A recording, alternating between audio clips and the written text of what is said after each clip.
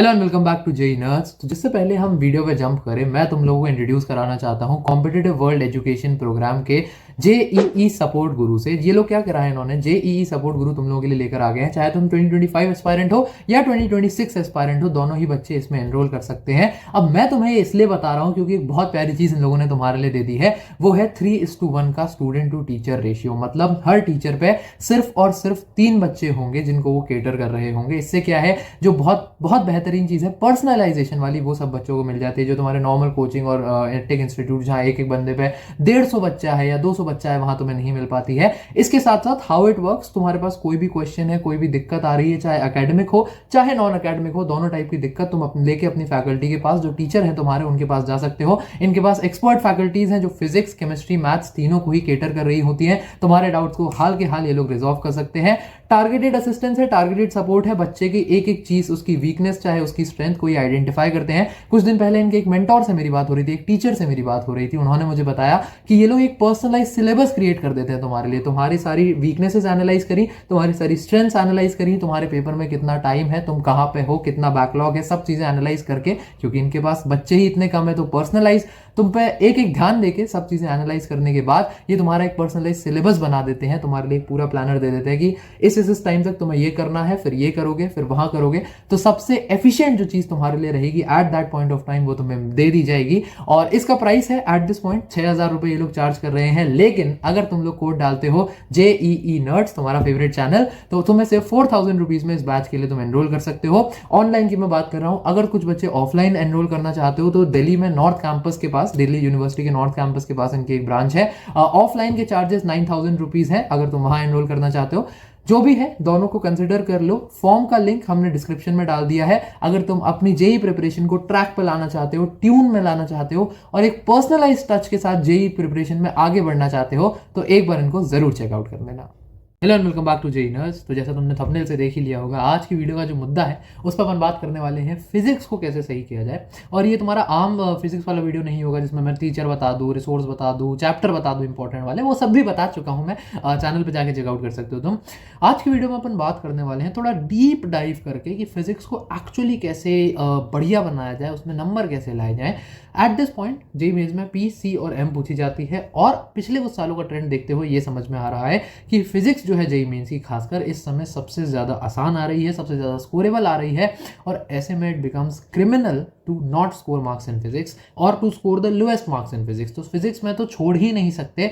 इसलिए फिजिक्स में 90, 95, 96 जो मार्क्स हैं वो कैसे लेकर आए जाएं, उस बारे में आज अपन बात करने वाले हैं। डीप डाइव करेंगे थोड़ा कंसेप्ट्स में। इसी के साथ अपन वीडियो को स्टार्ट करते हैं। तो वीडियो का फ्लो ऐसा रखेंगे, फिजिक्स के साथ जो दो मेजर दिक्कतें आती हैं उन दोनों को दो हिस्सों में डिवाइड करेंगे और फिर उसके बाद एक एक दिक्कत को सेपरेटली अपन फाइंड आउट करेंगे और उसके बारे में फिर कुछ प्रैक्टिकल इंसाइट्स जो मेरे हर वीडियो में एम रहता है कि मैं तुम्हें ऐसी बातें बता के जाऊं तो तुम एक्चुअली अप्लाई कर सको, जो कुछ ऐसी टिप्स जिनको तुम सीधे सीधे समझ के सीधे सीधे अप्लाई कर सको। ये नहीं कि कुछ हवा में बातें करो या फिर तुम कुछ इंटरप्रेट करो। तो वैसा ही ये वीडियो भी रहने वाला है। सबसे पहली दिक्कत ये आती है कि भैया मैं क्लास में बैठा, मैंने फिजिक्स के लेक्चर अटेंड करे और लेक्चर में कुछ ही नहीं समझ आया, सारा डब्बा गोल हो गया। तो इस प्रॉब्लम को लेके चलते हैं। सबसे पहले इसको लेके सबसे पहली टिप मेरी तुम्हारी ये रहेगी कि एनसीईआरटी पढ़ना शुरू कर दो। तुम्हारी क्लास में अगर कल तुम्हें पता चला है कि क्लास में magnetic effects of electric current होना है, आज बैठ के उसके एनसीईआरटी की एक रीडिंग लगा लो। कुछ भी नहीं तो पहले 3-4 पेज की तो लगा ही लो। इससे तुम्हारे दो फायदे होंगे। पहला, जो एनसीईआरटी से नॉलेज मिलेगी वो तो मिलेगी ही। दूसरा, तुम्हारा चैप्टर में इंटरेस्ट डेवलप होता है। तो अगले दिन जब तुम क्लास में बैठोगे ना, तो तुम देखोगे कि क्लास में तुम्हारा इंटरेस्ट जो है वो एकदम ऊपर रहेगा। क्यों? क्योंकि तुम्हें पता है, अरे यार इस क्लास के लिए मैंने अलग से मेहनत करी है, ऐसे कैसे मैं इसका आउटपुट ना निकालूं। तुम्हारे दिमाग में वो एक चीज़ रहेगी।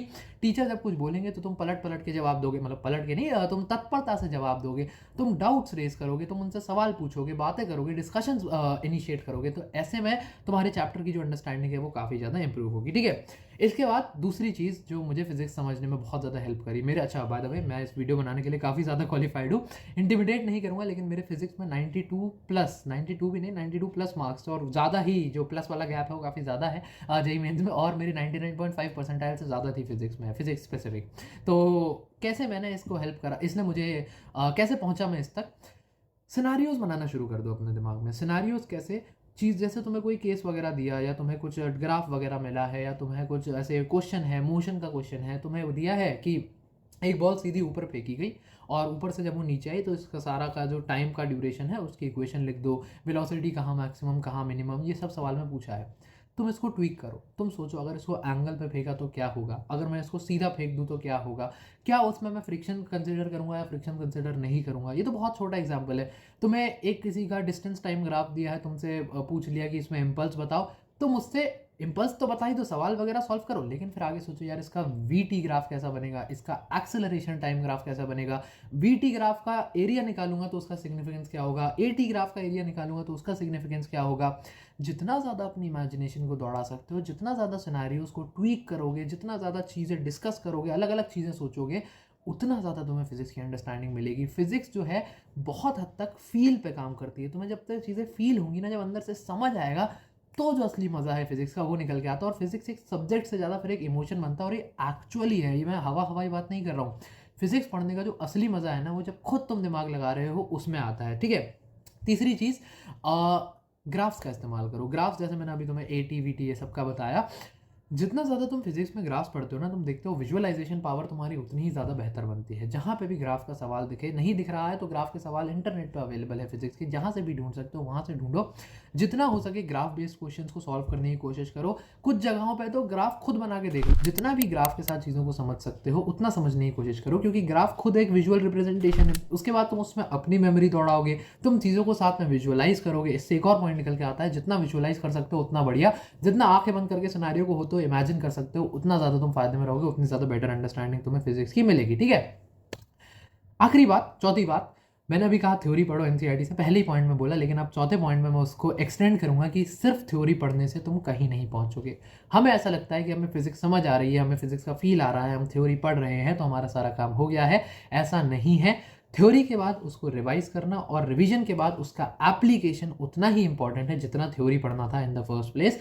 तो एकदम ऐसे थ्योरी पढ़ने के बाद छोड़ मत दो, उसको रिवाइज करो, चीज़ों को अप्लाई करो, और फॉर्मूलाज वगैरह के साथ, फॉर्मूलाज वगैरह पढ़ने के बाद अप्लाई करो। मतलब फॉर्मूला कैसे आ रहा है, क्या आ रहा है, उसको समझने के बाद फॉर्मूला का डेरिवेशन कहाँ से आ रहा है, फॉर्मूला कैसे बना, रटो मत। जेईई मेंस में फॉर्मूला का डेरिवेशन नहीं पूछा जाता, लेकिन एक बेसिक अंडरस्टैंडिंग अगर तुम रखोगे तो तुम्हारी डेवलपमेंट, जो मेंटल डेवलपमेंट है फिजिक्स को लेके, उसमें काफ़ी ज़्यादा हेल्प करेगा। जिससे अब यही क्यों आ गया है कि प्रैक्टिस करना है, तो इसी से अपन सेकंड पॉइंट की तरफ चलते हैं, सेकंड प्रॉब्लम की तरफ।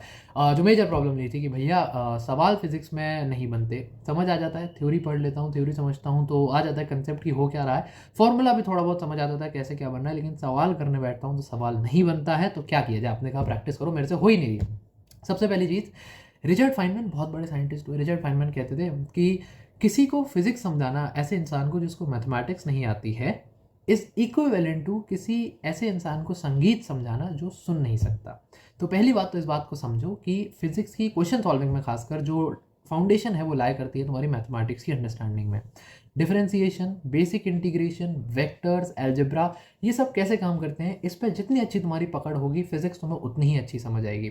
अब इसका एक मैं तुम्हें बहुत रियल इंप्लीमेंटेशन देता हूँ। बहुत सारे सवालों में तुम्हें एक हिस्से का फ्लक्स निकालना होगा, या तुम्हें ओवरऑल सरफेस चार्ज निकालना होगा, या तुम्हें ओवरऑल मोमेंटम निकालना होगा। तो जब जैसे सब तुम सुनोगे और जितना जल्दी तुम इससे ग्रास्प कर सकते हो कि अरे ये डिफरेंशिएशन पूछ रहा है, अरे एक हिस्सा तो डिफरेंशिएशन में आता है, अरे ओवरऑल निकालना है तो मैं डीएक्स लेके फटाफट इसको इंटीग्रेट कर दूंगा तो मेरे को सारा मिल जाएगा। एक काम करता हूँ, इसमें मुझे पूरा फ्लक्स तो नहीं पता लेकिन एक छोटे से एरिया के लिए पता है, तो डीएक्स रीजन मान के उसको इंटीग्रेट करूंगा तो सारे रीजन के लिए जो इलेक्ट्रिक चार्ज है वो निकल के आ जाएगा। ये सब कहाँ से आया?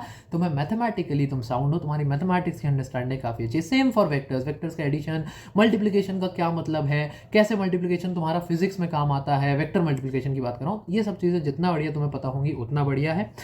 दूसरी चीज़, फिजिक्स में कुछ ऐसे चैप्टर्स होते हैं जो चीज़ों का फाउंडेशन बनाते हैं। पूरी मैकेनिक्स इस बात पे बेस्ड है, तुम्हारे सवाल होंगे नहीं कि होंगे कि नहीं मैकेनिक्स के, वो इस बात पे बेस्ड है कि तुम्हारी न्यूटन्स लॉज ऑफ मोशन की अंडरस्टैंडिंग कितनी अच्छी है और वर्क पावर एनर्जी से उसको रिलेट कर पाने की क्षमता कितनी अच्छी है।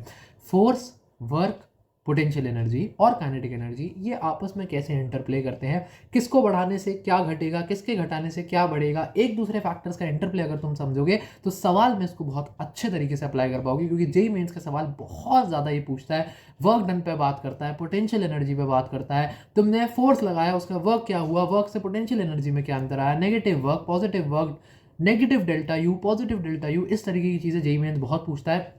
मैं अपने टाइम पे इससे बहुत स्टम्प हो गया था, शुरुआत में मुझे नहीं आते थे सवाल समझ, फिर मैंने कोर पे जाके इस फाउंडेशन पे काम करा, फिर मुझे सवाल समझ आने लगे।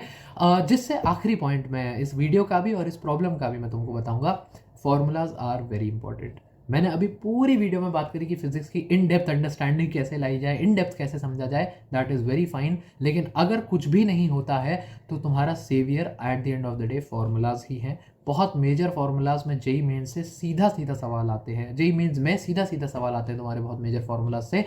कुछ भी नहीं उठा के बायो सवार्ड लॉ के 4 पैरामीटर दे देगा, 5वां पैरामीटर पूछने को बोल देगा, तुम्हें एक फॉर्मूला लगाना है, तुम्हारा सारा काम हो जाएगा। एम्पियर सर्किटल लॉ से सीधा सवाल आ जाता है, तुम्हारे फोर्सेज ऑफ मोशन से कई बार सीधा इक्वेशंस ऑफ मोशन से forces of motion equations of motion से कई बार सीधे सीधे सवाल उठ के आ जाते हैं। तो फॉर्मूलाज पे खासकर जेई मेंस लेवल पे ज़रूर पकड़ बना के रखनी है। और एक चीज़ लास्ट, हर फॉर्मूला पे कम से कम 15-15, 20-20 सवाल ज़रूर लगा लो। जितने ज़्यादा फॉर्मूला उठा के जितनी ज़्यादा प्रैक्टिस करोगे सवालों की, उतना ज़्यादा फिजिक्स पे तुम्हारी अच्छी अंडरस्टैंडिंग बनेगी। जेई मेंस में बहुत बार 2-3 फॉर्मूला मिला के, नहीं तो एक फॉर्मूला, जैसा बताया कि सीधा सीधा सवाल आ रहा है, अगर तुम्हें पता है कि हर फॉर्मूला पे किस तरीके के सवाल कैसे पूछे जाते हैं, क्या चांस है कि 2025 में सेम सवाल आएगा, सेम पैटर्न, सेम फॉर्मूला पे दड़ा के कर दोगे तुम। इसलिए फॉर्मूला बेस्ड प्रैक्टिस भी बहुत ज़्यादा इंपॉर्टेंट है।